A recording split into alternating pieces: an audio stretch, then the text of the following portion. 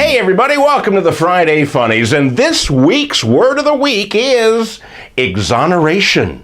Exoneration. You don't hear this word in normal conversation because unlike an illness, you don't go up to somebody and say, how's your exoneration going?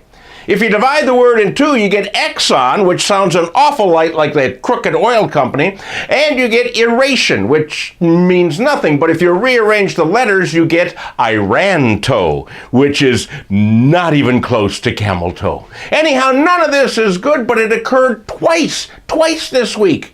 After almost 2 years, the Mueller investigation is over and the report was released. And the results of the report exonerated President Trump from any collusion with the Russians in the 2016 election. People who disagree with this decision want to start the investigation all over again because, and I quote, "It's only taxpayer money, we can get more of that," end quote. Meanwhile in Chicago, all charges were dropped in the case against Jussie Smollett, the actor turned victim turned liar to police. He was charged with 16 felony counts, and all of them were erased from his record, and the case report was sealed. Yeah, I mean, this is incredible. Even Mayor Emanuel responded to the decision with the politically correct version of WTF. The police department said they hope that Mr. Smollett never does anything illegal in Chicago again, but they'll be watching.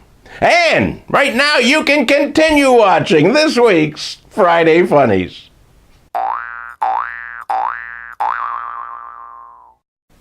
The country of Belgium produces some fine and potent beers and ales, so it stands to reason that the first place for a recent competition was a basket full of Belgian beer. The competition to win that beer? Seagull screeching contest. That's right, people traveled from all over Europe to show off their seagull screeching skills. And I gotta wonder how one decides to take up seagull screeching as a hobby. Then it struck me. Belgian beer.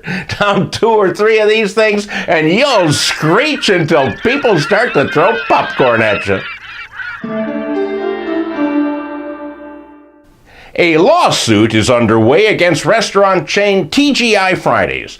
According to the suit, the restaurant sells potato skin snack chips. They sell them in a bag, but there's no skin in the deal. The snacks are made out of potato flakes and potato flour, but no potato skins. This is blatant misrepresentation and makes me wonder what we're going to find out next, huh? Next thing we'll know is that neither the onion soup, nor the dip, nor the fries were ever made in France. And we'll find out that the pan-seared pot stickers contain no pot. Really, honesty in advertising, TGI Fridays, before the TGI means truth gets ignored. Well, what would the Friday Funnies be without a wacky story from Florida? And this week, Brian Anderson is a 32-year-old man who works the lunch shift at Hardee's in Florida. Obviously very career-oriented. Anyhow, last week, Brian decided he didn't want to go to work on his shift, and instead of calling in sick, he called 911 and said he'd been robbed. 2 men with guns took his necklace, his money, and his phone before they drove away. Well, this seemed like a good excuse for missing work until the police showed up following up on the 911 call, and they quickly realized this man was wearing his necklace and he used his phone to dial 911. He is now charged with lying to law enforcement. Too bad he doesn't live in Chicago, where that charge just doesn't count. Hey, my friends, that's it for this week. Remember, in many areas, voting is next Tuesday. Make sure you vote for the candidate of your choice or against the candidate of somebody you don't like's choice. I'll see you back here next Friday.